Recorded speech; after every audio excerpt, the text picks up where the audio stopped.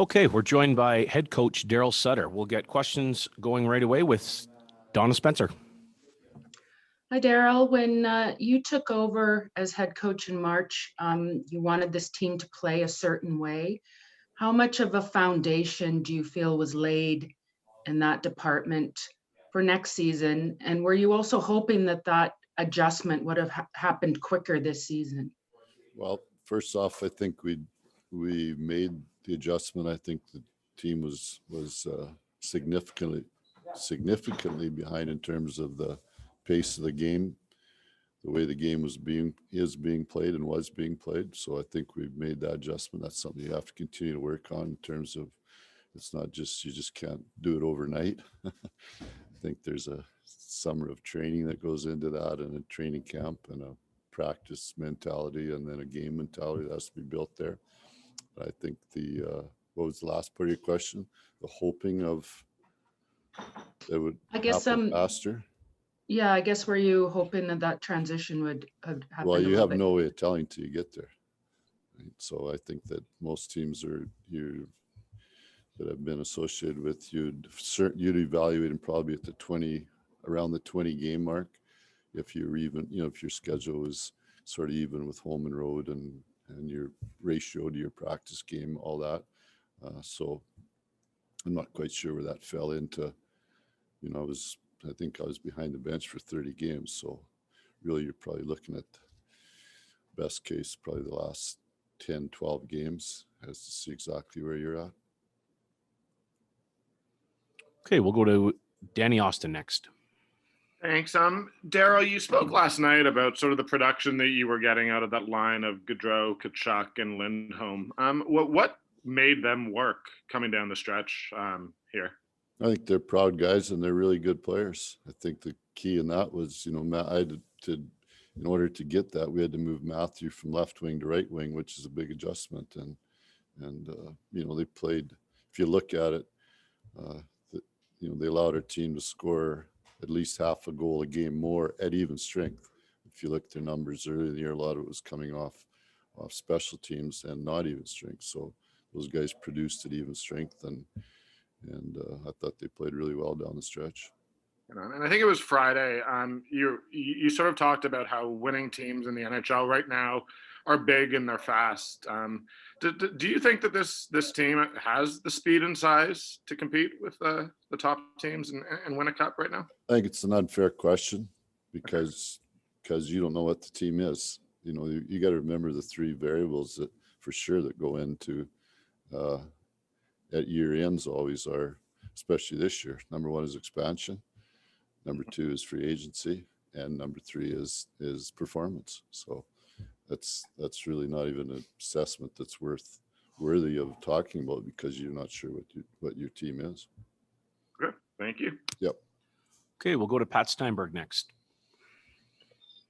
Darryl, when you took over in 02-03 and your group missed, you took a big leap the next year and obviously made the playoffs that year. Do you see any similarities in this situation a number of years later? No, I just think the game has changed so much. I think that you just with salary caps and with style of play and with age of teams, all that, it's significantly different. But I think the one thing for sure that would be the same is that you put markers in place in terms of what you have to try and accomplish or what you want to do as a group. I think one of the biggest problems this team had this year was there was no internal goals. Everything was external in terms of what they were supposed to do, but there wasn't much done in terms of set out in terms of what we're going to try and do and how we're going to get there. Is there, in terms of taking the groundwork that you set this year and carrying it over to next year, what is the key to making sure that happens? Well, number one is this team has a real strong leadership group. Marquis and Gio and Chris, Michael, Luch has, those guys are real strong guys in the room. But I think the next part of that is this team has a real strong foundation of guys that are in that 20, like Johnny, Johnny's age to Matthew's age, 27 to 23, right in there. And I think those guys they got lots of room to grow, and they'll only get better. I think that I don't really take a whole lot out of this year. It's it's disjointed, the whole thing. I think guys left the bubble, and there wasn't a whole lot of continuity after that. And so I don't take a whole lot out of this year in terms of what they did or what they didn't do. Okay, we'll go to Aaron Vickers next. Darryl, you kind of touched on my next question with not taking much away. So let me go a little bit of a different way. What will you remember most from this season? It was obviously a very weird situation all the way around. What I remember most, or what do I wish was the most different? Either or. Yeah, fans, no question. I mean, you guys aren't at the rink I don't even know if you're at the games, but not having the fans in the buildings, just seeing it now with playoffs and seeing, later in the year when there was a few fans, it's what you miss the most. And especially when you're in a Canadian market, because the fan is very knowledgeable and understands the game and is not, he's impressed by not so much wins and losses and all that, but they can really gather what's going on with your club, and that's what you miss the most. Okay, we'll go to Mark Steven. Yes, good morning, Darryl. You talked about taking over the team and some of the things you wanted to bring in. What are the things, the aspects, the markers that you're most impressed with that they gathered, and what's the area you want them to work most on in the offseason leading to next season? Well, you basically take it from a very analytical standpoint, and get into a lot of the metrics of the game and where you improved and where you need to improve. And at the end of the day, you want to be a playoff team. You have to have your goals against in a certain range in the league, and you have to have your goals for in a certain range in the league. And if you just a quick one would be Jacob March's goals against is probably, you'd have to check right now today, but it's probably around 2.6. So if you do that times 82, then you know what your goals against in the league has got to be next year to be a playoff team, because he ended up somewhere between 6 and 10 in terms of goals against. So number one, that's the number one priority. As a team, you can accomplish that. After that, it's based on personnel and getting guys healthy and getting them back to where they think they can get to be. So, and a lot of that falls into that 22 to 27 age group. I think that there was a way miscalculation on who put expectations on this team. It's a really good young defense, but you go into season with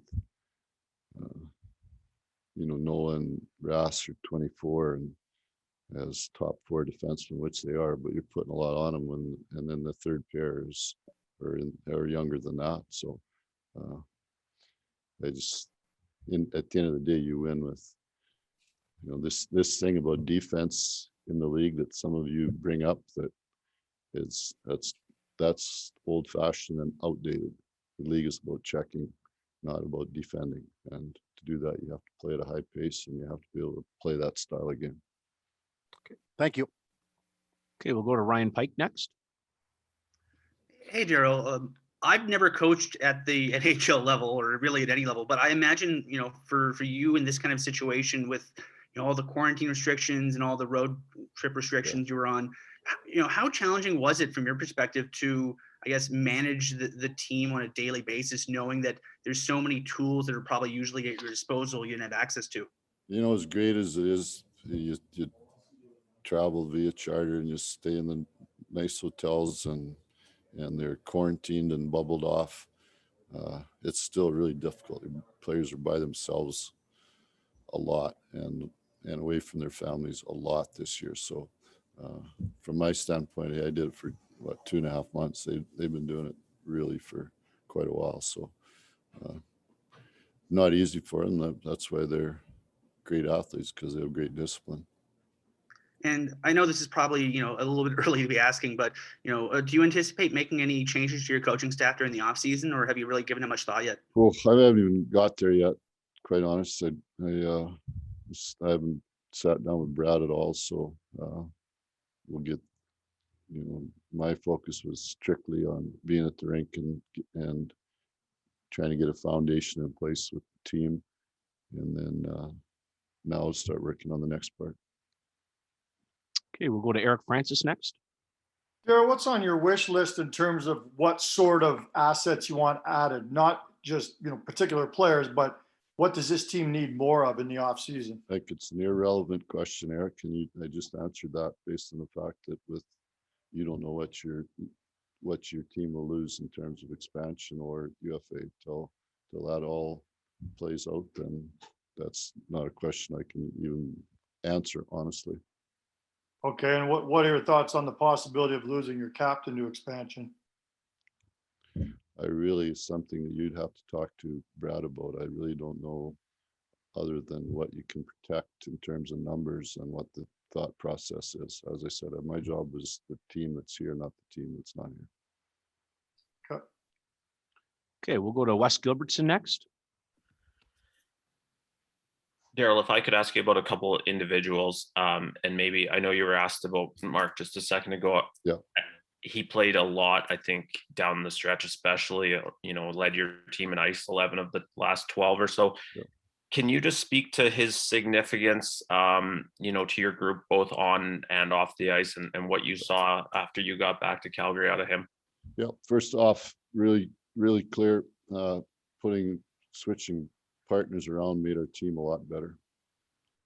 Giordano and Tanev together, and then Noah and Ross together made our team a lot better. It took a lot of pressure off Gio, allowed him to play his game more, and allowed Noah and Ross to play their games and take a little bit more responsibility on. So if you want to just talk about Gio is a good defenseman. That's what he is, and he's a good defenseman and he's got to play with the right guy. And I don't think it just wasn't quite the right fit for him. And all you can do is look at his numbers before and after, and you'll see quite a difference. And you've mentioned a few times how young Matthew Tkachuk is. If I can just kind of Well, he is. How old is he? Yeah, he's 23, I believe. Well, and so just kind of twofold question. What was your assessment of him, in the last half of the season? And then what do you think you have there in terms of a building block for the future? I put a lot on Matthew in terms of leadership, in terms of, and the question asked earlier about putting on his offside so he could stay and play with Lindy on that line and move Johnny there. So, as I said, there's a group of guys starting in Johnny down to Matthew that are a really, really good group of players and a really good foundation. Okay, I don't see any further questions for Darryl. Thank you very much, Coach.